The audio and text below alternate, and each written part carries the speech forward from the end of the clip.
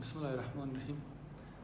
د افغانستان د سولې د ډیپلوماسۍ په چوکاټ کې او د نړیوالو غونډو په سلسله چې د افغانستان د سولې لپاره د اجماع د تقویت او رامنځته کولو په اړه دایریږي.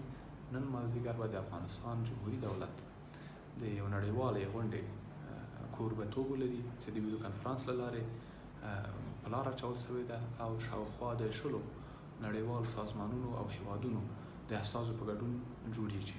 دې غونډه کې به د هغو هیوادونو چې تیرو شلو کلونو کې د افغانستان سره مرسته کړې ده سربیره د مهمو نړیوالو سازمانونو د اسلامي همکاریو کنفرانس سازمان د ملګرو ملتونو استازي ناتو او اروپا اتحادیې استازي ګډون ولري.